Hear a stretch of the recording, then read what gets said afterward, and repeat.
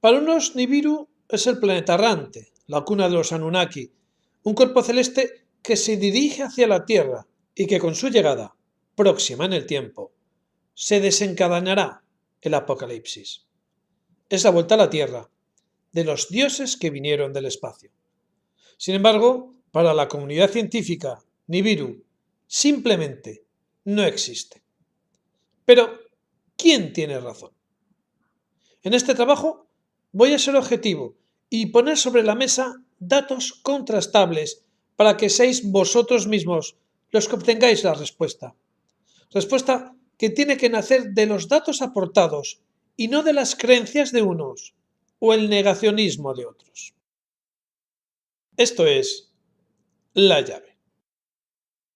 Bueno, antes de empezar, y para los que no sepáis qué es Nibiru, deciros que para muchos es el planeta de origen de los Anunnaki, unos dioses de origen extraterrestre que habrían venido hace miles de años a nuestro planeta y se habrían instalado en Mesopotamia, la actual Irak.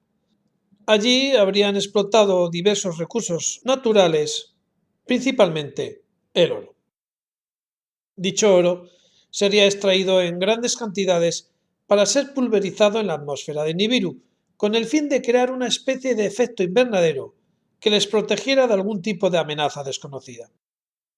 Para poder extraer el oro necesitarían mano de obra especializada, lo cual les habría llevado a realizar algún tipo de ingeniería genética con el fin de dotar al hombre primitivo de la inteligencia necesaria para poder realizar trabajos de extracción más complejos. Una vez extraído el oro, nos abandonarían intentando borrar las huellas de su existencia, así como eliminar ese engendro genético conocido como el hombre. Por lo cual, habrían manipulado el clima, creando una gran inundación en la zona que como resultado no solo habría borrado sus huellas, sino que además habría acabado con toda la población modificada genéticamente. Además de todo esto, Nibiru realizaría una órbita extremadamente elíptica, con grandes diferencias entre su afelio y perihelio, y que estos Anunnaki aprovechan el perihelio para acercarse a los planetas interiores del sistema solar, entre ellos el nuestro. Afirman también que tras miles de años se acerca el nuevo perihelio o punto más cercano al Sol, momento que aprovecharán para ver qué ha sido de la Tierra en estos miles de años. Algo que muchos temen. Esto es lo que afirman los que defienden las teorías Anunnaki. La parte científica simplemente lo niega, y los argumentos que dan para negarlos no son muy científicos precisamente, ya que se limitan a afirmar que todo esto es simplemente absurdo. Dicho esto, y conocidas ambas posturas, voy a intentar arrojar algo de luz a todo este asunto. Bien, lo primero que nos tenemos que preguntar es si Nibiru existe como término histórico. Pues sí, en la cultura babilónica, Nibiru era un cuerpo celeste vinculado al dios Marduk. Es por tanto una referencia real recogida en textos grabados en tablillas cuneiformes hace miles de años. Por tanto, no es una moda de conspiranoicos que pulula en Internet. Nibiru es un término histórico real, recogido en cientos de textos babilónicos, que además tiene un significado muy curioso. Nibiru significa lugar que cruza o lugar de transición. Y cuidado con tomarse a broma estas cosas. Hablamos de las culturas sumeria y babilónica, y hay que recordar que Nibiru no es el único cuerpo astronómico descrito por los babilónicos. 5 de los 8 planetas oficiales del sistema solar fueron descubiertos y bautizados por la cultura mesopotámica. Es más, son ellos los que hace miles de años dividieron el año en 12 meses, crearon la semana de 7 días y dividieron en 24 horas la duración del día. Incluso los días de la semana, tal y como hoy los conocemos, fueron bautizados por ellos. Son los 5 planetas conocidos por ellos, más el Sol y la Luna, siendo el orden de los días de la semana atribuidos según la cercanía o brillo de los cuerpos astronómicos, siendo el más visible el Sol, que daría lugar al domingo, la Luna al lunes, Marte da nombre al martes, Mercurio el miércoles, Júpiter al jueves, Venus al viernes y el más alejado Saturno al sábado. Lógicamente, estos cuerpos astrales eran considerados dioses y como tal recibían el nombre de sus dioses babilónicos, como Ishtar, Nereal, Marduk, Nabu, Shamash o Sin. No obstante, los romanos cambiaron los nombres originales babilónicos adaptándolos a los suyos propios, razón por lo que perdieron el nombre babilónico y hoy los conocemos bajo el nombre de los dioses romanos, tales como Marte, Júpiter, Venus o Saturno, por poner un ejemplo. Algo que es muy habitual en la civilización romana, ya que cogían lo mejor de cada cultura y la adaptaban a sus costumbres. Baste recordar que la mayoría de los dioses romanos son copias de las deidades griegas, donde Zeus pasa a llamarse Júpiter o Ares pasa a ser conocido como Marte. Bien, ya sabemos que Nibiru, como concepto, tiene miles de años. Solo falta ver si los Anunnaki también existen. Y efectivamente, los Anunnaki o Anuna eran deidades sumerias. Esto es así, no tiene discusión. Toda sociedad, toda civilización tiene sus dioses o creencias, sean judeocristianas, budistas, islamistas o taoístas. Estas son inherentes a cada cultura y reconocidas como tal. Y en la civilización sumeria, los Anunnakis eran reconocidos como sus dioses, por tanto en este punto nada que discutir. Los Anunnakis existen históricamente, como existen históricamente muchos profetas y deidades religiosas. Que estos Anunnakis, en vez de dioses, fueran seres llegados del cielo, como apuntan las interpretaciones de muchas tablillas sumerias. Eso es algo en lo que yo no voy a entrar. Yo me voy a limitar a seguir dando datos. Bien, supuestamente estos Anunnakis se fijarían en Mesopotamia y no en otra parte del mundo por sus recursos geomineros. ¿Esto es así? Es difícil, estamos hablando de hace miles de años, pero lo que sí sabemos es que Mesopotamia fue muy rica en oro y este metal ya era conocido y explotado en esa región 2000 años antes de Cristo.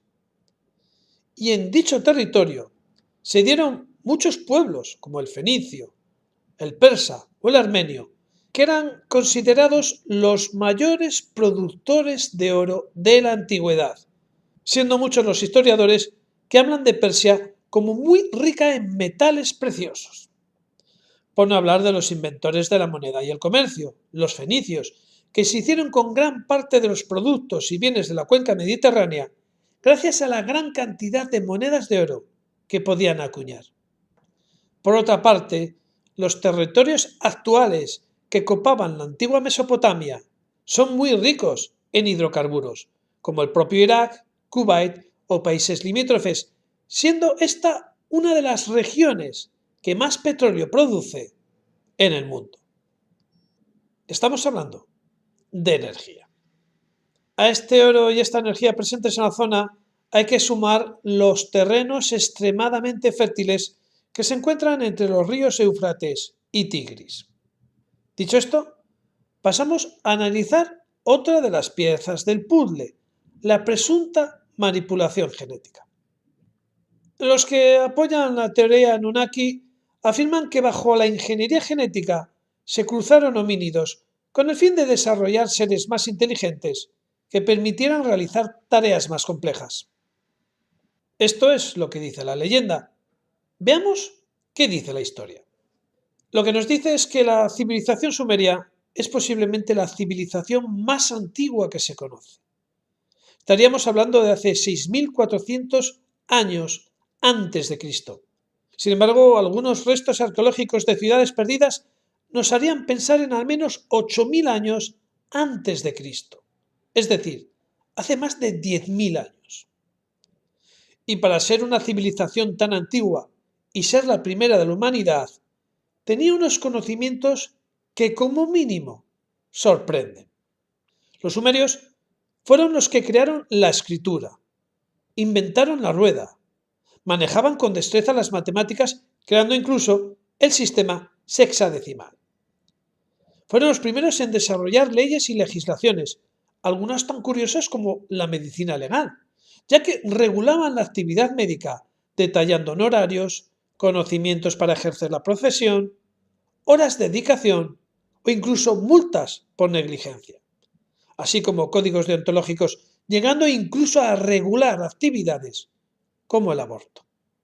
Dieron extremada importancia a conceptos como la higiene, creando sistemas de alcantarillado, tratamiento de aguas residuales o la creación de servicios públicos, algo con lo que ni siquiera soñaban en la Edad Media.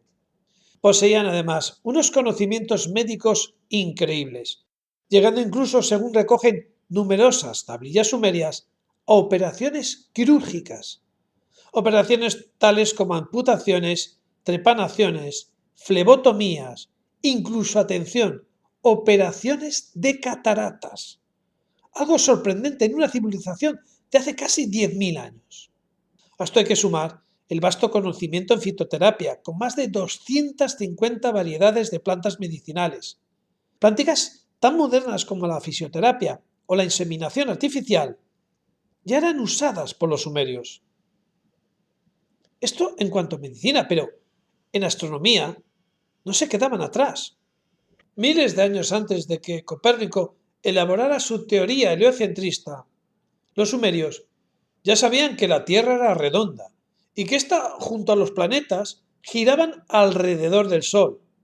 Crearon, como ya hemos comentado, la semana de 7 días, la división del día en 24 horas, los 12 meses del año. Crearon el primer astrolabio, incluso dejaron grabadas en tablillas la trayectoria de caída de un gran meteorito. Pero lo sorprendente no es esto, sino saber lo que había antes que ellos. Y es que antes de los sumerios, lo que existía era el Neolítico. Cuesta creer cómo es posible pasar de vivir en cavernas a la civilización sumeria de un solo golpe. ¿Cómo es posible ese salto cualitativo? Estamos hablando de pasar de cazar y recolectar a descubrir que la Tierra es redonda y gira alrededor del Sol. Se pasa de arrastrar animales muertos a crear la rueda, de hacer rituales a enfermos a operar de cataratas. Todo esto en una sola transición, algo que ni siquiera hoy día los historiadores más académicos justifican o entienden. Cabe preguntarse si el eslabón perdido de la humanidad es fruto de la genética Anunnaki. Si nos vamos a la Biblia, nos encontramos con que Adán y Eva fueron los primeros humanos, que Dios creó el universo en 6 días y el séptimo descansó, o que sufrimos un diluvio universal donde Noé salvó a los suyos en un arca. Todos estos conceptos tan conocidos y tan familiares son realmente sumerios. Los sumerios trabajaban 6 días y el séptimo descansaban. Textos clásicos como la Epopeya de Gilmés hablaban de un diluvio universal miles de años antes de que la Biblia existiera. Incluso el origen humano. Para los sumerios, los Anunnaki crearon a los hombres, atención, moldeándolos en barro. Incluso el nombre de Adán es reconocido y relatado en la literatura sumeria. Hay quien incluso llega a afirmar que el Edén no era otra cosa que los fértiles valles de Babilonia. Incluso hay que recordar que el nombre de la Biblia vendría en última instancia de la ciudad fenicia de Biblos. Pero más allá de las tablas sumerias o los textos bíblicos, arqueólogos han encontrado en Mesopotamia evidencias físicas de una gran inundación, fechada hace miles de años. ¿Concuerda? ¿Casualidad? ¿Diferencias? ¿Similitudes? ¿Qué hay de cierto en esta historia? Quizás para poder resolver este puzzle necesitaríamos la pieza final, la evidencia de la existencia de Nibiru. Si encontramos Nibiru, encontraremos el último eslabón de la cadena.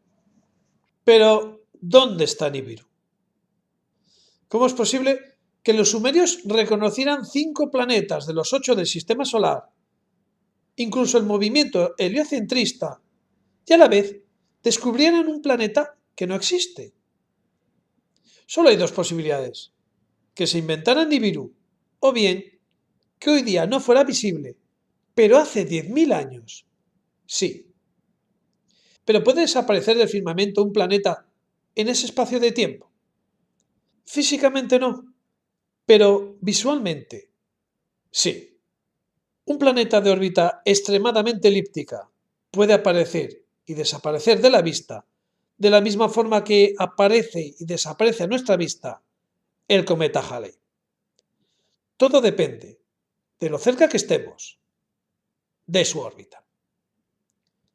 En nuestro próximo vídeo os hablaré de uno de los descubrimientos más sorprendentes del año: el hallazgo de un gran planeta más allá de los objetos transneptunianos. Un planeta que, curiosamente, presenta una órbita extremadamente elíptica.